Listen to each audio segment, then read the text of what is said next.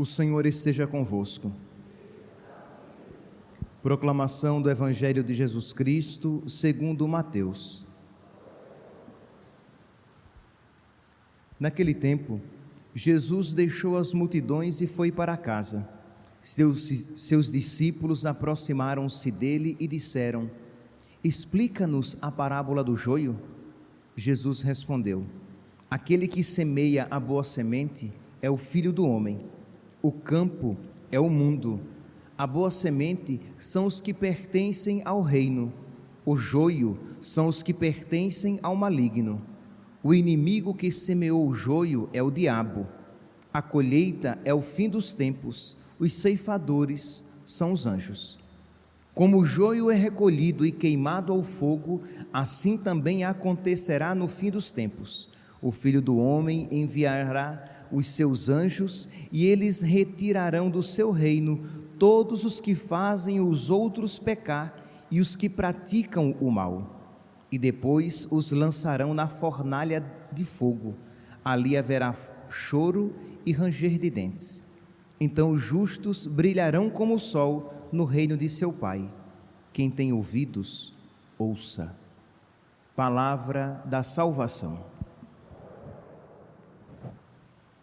Caríssimos irmãos e irmãs, a liturgia de hoje, os textos da liturgia de hoje, nos chamam, nos convidam a um reconhecimento dos nossos pecados e a uma súplica do perdão de Deus.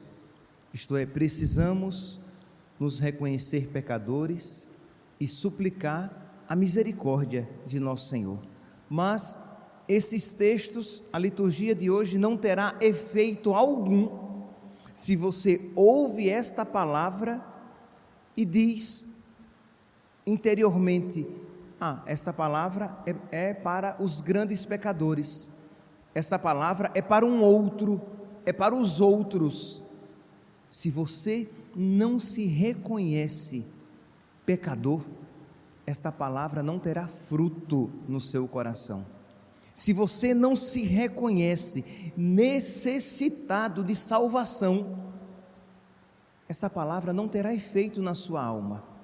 E é um problema, meus santos, um problema de muitos e muitos católicos, de muitos e muitos cristãos, que não têm uma consciência profunda da sua ruindade, da maldade que habita no próprio coração. E isso não é para ficar deprimido, para ter uma baixa autoestima, não. Mas se você não tem um conhecimento da sua miséria, como você de verdade implorará misericórdia? Se você não tem conhecimento, se você não reconhece a profunda maldade que existe no seu coração, como é que você vai louvar a misericórdia de Deus, a paciência de Deus na sua vida? Isto é, será uma realidade simplesmente, quando muito, intelectual. Mas se você sabe, se você tem consciência, se você tem se aprofundado nesta visão de como você é feio, de como você é mau, você cantará as misericórdias de nosso Senhor. Você louvará a paciência de Deus na sua vida e, consequentemente, isso levará você a ter misericórdia para com seus irmãos, porque você sabe que Deus é misericordioso com você. Levará você a ter paciência com seus irmãos, porque você sabe com quanta paciência Deus tem tratado você. Então, percebe que isso nos fará pessoas melhores. Quer dizer, muito pelo contrário de achar que você vai ficar deprimido e doente, isso fará com que você seja muito mais saudável e santo.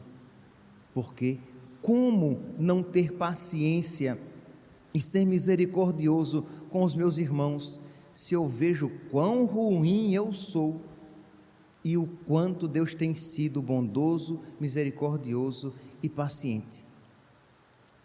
Como, se eu reconheço essa minha maldade e a minha isto é, eu mereço, um merecimento para mim é o inferno, eu não mereço o céu, de modo que quando as realidades tristes me acontecem, eu não me levanto diante de Deus reivindicando as graças que eu mereço, mas eu humildemente suplicarei as graças, mas ao mesmo tempo dizer: Senhor, mas eu mereço sofrimentos muito maiores.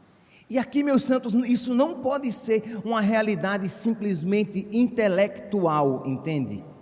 Você precisa pedir a Deus que Ele ilumine você com a sua luz, com a luz dEle, para que você veja como você é pequeno, como você é desprezível, como você é mesquinho, como você é preguiçoso, e veja como Deus o ama.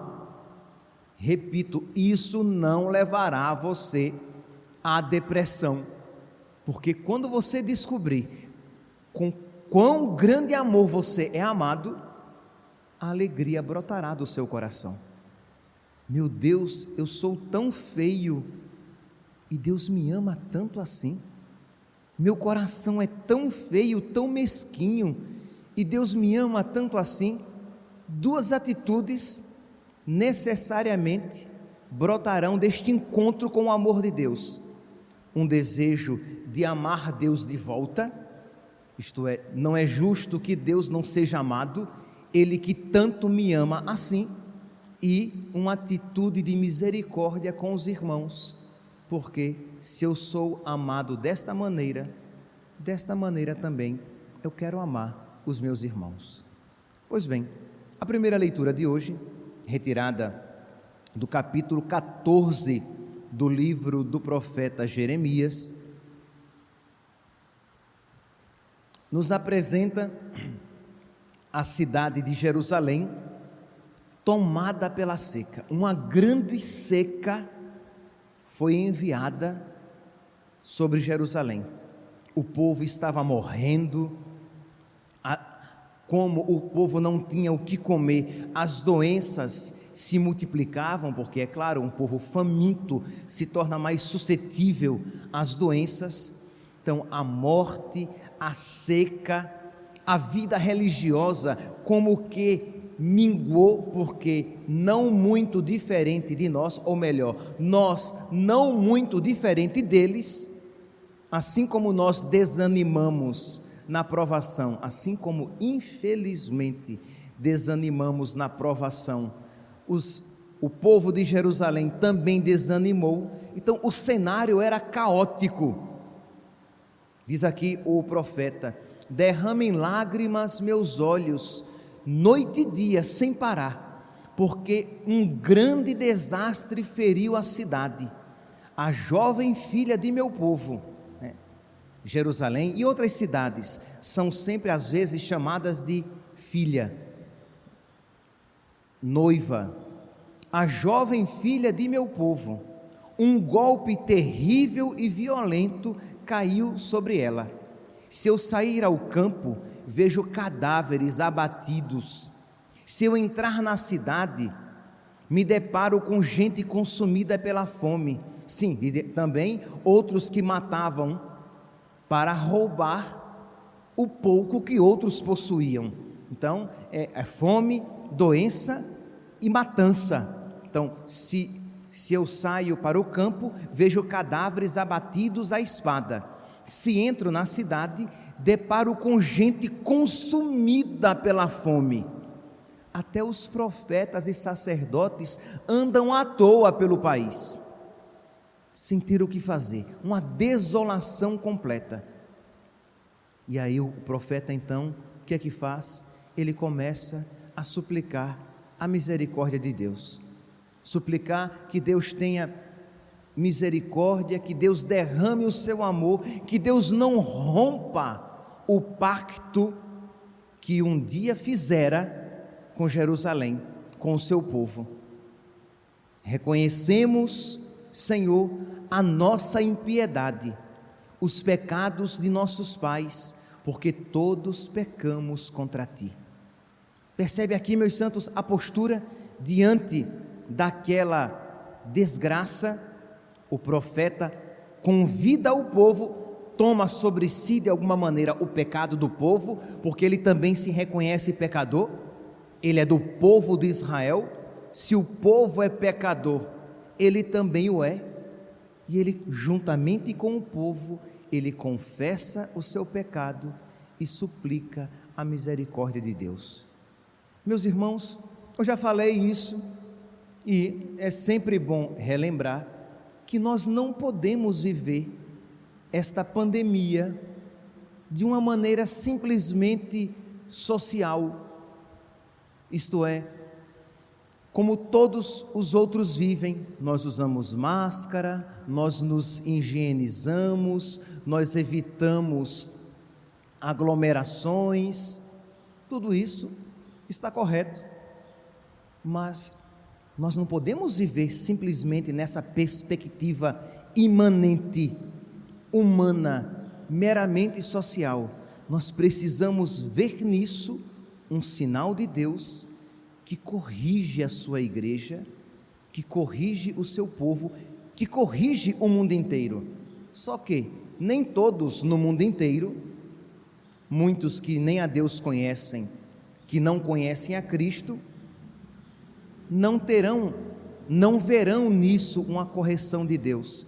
Mas nós cristãos, nós católicos, precisamos fazer penitência. Nós precisamos bater no nosso peito e reconhecer os nossos pecados. Mas se nós somos muito bons aos nossos próprios olhos, que achamos que não merecemos correção, se nós nos achamos muito bons aos nossos olhos, que achamos sim, não, que é isso, essa pandemia é um castigo muito grave para os pequeninos pecados que eu cometo. Meu santo, se você assim pensa, você não está em condições de interceder pelo mundo inteiro. Se você assim pensa, você não está em condições de interceder pela igreja. Se assim você pensa, você não está em condições de interceder pelos pecados dos sacerdotes, pelos pecados da sua família, pelos pecados da igreja, pelos pecados do seu povo. Interceder de verdade e ver com quanta mediocridade nós temos vivido a fidelidade a Deus, com quanta mesquinharia temos servido. Quando a Deus temos servido, temos procurado servir o minimamente necessário para apaziguar a nossa consciência, procurando no máximo, e olhe lá quando isso acontece, procurando no máximo evitar os pecados mortais, mas não procurando se deixar mover e guiar pelo sopro do Espírito Santo, consagrando-lhe toda a vida. Quando a gente vê, talvez, graças a Deus, esta não seja uma realidade aqui da nossa arquidiocese, graças a Deus nós temos vocações, mas poderíamos ser muito melhores, muito mais generosos. Mas quando vemos em muitos lugares do nosso Brasil e do mundo, os seminários, as casas religiosas fechando, por quê? Porque as pessoas não querem mais consagrar a sua vida a Deus. Quando nós vemos cristãos de todo tipo, católicos de todo tipo, sejam católicos ordenados, ministros ordenados, sejam católicos leigos, perdendo o seu fervor, perdendo o seu ardor, igrejas vazias, missas mal celebradas, sacramentos recebidos de qualquer jeito, absolvições dadas sem fé de quem as dá e sem condições apropriadas para recebê-los. Vocês sabem que isso acontece e as coisas vão andando, vão indo. Então nós vemos que nós decaímos, que nós, igreja, que nós, corpo de Cristo, decaímos e precisamos fazer penitência, olhar para este sinal da misericórdia de Deus, esta pandemia, e fazer penitência, e rezar mais, e interceder mais, porque, meu Deus, precisamos repetir, mas repetir de verdade, não repetir de boca apenas, repetir. E se você reconhece e diz: mas Padre, misericórdia, eu não consigo repetir de verdade, peça a Deus então a graça da contrição, peça a Deus então a graça do arrependimento, peça a Deus a graça de uma compreensão dos seus pecados e dos pecados dos homens, das mulheres, das pessoas da igreja. Peça a Deus que lhe dê uma visão espiritual, não apenas sobre você, mas também para os seus irmãos, mas para que você interceda, não para que você os condene como se melhor do que eles você fosse, de modo que você possa dizer de verdade: reconhecemos, Senhor, a nossa impiedade e os pecados de nossos pais, porque todos pecamos contra Ti. Nós somos pecadores, Senhor, e nós merecemos castigo muito maior, castigos muito maiores. Nós merecemos o inferno, Senhor, e se o céu tivermos, é por Tua graça e misericórdia. Disso nós carecemos. Nós católicos nos tornamos soberbos, nós católicos nos tornamos tão cheios de nós mesmos que achamos-nos merecedores do céu, de modo que nós nem pensamos na possibilidade de ir para o inferno. Não, nunca, jamais. Quando eu para o inferno? Não, eu vou para o céu. Talvez dê uma paradinha no purgatório, mas com certeza irei para o céu, porque você se acha muito bom a você mesmo, que você se tornou tão insensível e tão endurecido, que tem pecado sem nem se dar por conta. Você se tornou tão endurecido que você peca, mas por culpa própria, endurecido se tornou o seu coração, que você já nem sente os seus pecados. Quer um exemplo terrível? Quando um casal, ou a mulher, ou o marido,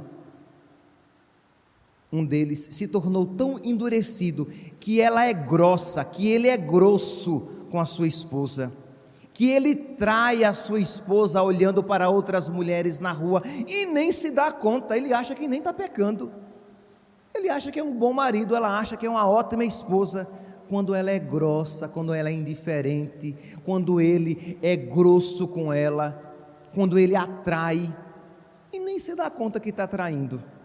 Entende? Assim somos nós, não poucas vezes, um coração tão duro, tão mesquinho, tão ruim, que nós nos tornamos incapazes de suplicar misericórdia para nós e para os nossos. Quem dera que nós hoje, nesta missa, pegássemos este versículo 12, Jeremias, capítulo 14, versículo 12, capítulo 14, versículo 20, e que nós disséssemos de verdade: reconhecemos, Senhor, a nossa impiedade, os pecados de nossos pais, porque pecamos contra Ti. Aí sim, nós poderemos então, uma vez reconhecendo o nosso pecado, nós poderemos de verdade suplicar a misericórdia. Não és Tu, Senhor, o nosso Deus, em quem temos esperado? Jeremias, depois que reconhece a sua maldade, a maldade do povo, Jeremias se lança na misericórdia de Deus e diz: Senhor, nós esperamos tudo, é da Tua misericórdia, não rompas o pacto que Tu tens conosco, nós somos Teu povo, Tu és o nosso Deus e nós somos o Teu povo. Precisamos, meus irmãos, de verdade deixar que essas palavras caiam no nosso coração. Isso tornará, por exemplo, as nossas confissões muito mais verdadeiras, porque até mesmo os pecados veniais confessados serão confessados com pesar. Isto é, você confessará de verdade e não confessará apenas para se livrar de um peso na consciência. Não, você vai chorar: meu Deus, tenha misericórdia de mim, Senhor, porque eu não tenho aproveitado as graças que o Senhor tem me concedido, eu não tenho progredido na santidade, eu não tenho te amado tanto quanto deveria, por isso sou tão apegado ainda a essas ninharias que me impedem de crescer na santidade. Ou por isso, Senhor, cheguei até mesmo a cometer estes graves pecados que romperam a minha amizade contigo. Misericórdia, Senhor. Quando você tem essa consciência clara dos pecados, aí sim você poderá interceder pelos seus, pela igreja e pela igreja inteira. Eu recomendaria, para terminar a homilia de hoje, eu recomendaria que você, depois em casa, rezasse o Salmo 31 ou 32, de acordo com a tradução bíblica, que fala disso daí, de não escamotear os próprios pecados, de não ficar escondendo de si mesmo, ou até mesmo de Deus, pessoas que vão se confessar e que ficam se justificando diante de nosso Senhor. Não, de você não escamotear os seus pecados, de você abrir a sua alma, repito, porque somente assim você será um verdadeiro intercessor. Você não poderá interceder de verdade se você com verdade não abre o seu coração diante de Deus. Você não poderá interceder de verdade pelos seus filhos, pela sua família, pelos seus sacerdotes, pela igreja inteira, se você fica disfarçando diante de você mesmo e diante de Deus a feiura do seu coração. Salmo 31 ou 32. Feliz o homem que foi perdoado e cuja falta já foi encoberta. Feliz o homem a quem o Senhor não olha mais como sendo culpado e em cuja alma não há falsidade, que não fica escamoteando, escondendo os próprios pecados. Enquanto eu disfarcei meu pecado, enquanto eu silenciei o meu pecado, dentro de mim definhavam meus ossos, porque você sabe que você esconde, mas não esconde totalmente, a sua alma fica inquieta. Você sabe que você silencia, mas não silencia completamente, porque a sua consciência fica ali, acusando você de que você não está em amizade completa com Deus, que você tem sido mesquinho com Deus, de que você não tem correspondido com as graças de Deus, que você não tem sido sim sempre a Deus, e você fica escondendo, sejam os pecados mortais, sejam os pecados veniais. Mas enquanto eu silenciei o meu pecado, enquanto eu não reconheci o meu pecado, dentro de mim definhavam meus ossos, e eu gemia por dias inteiros.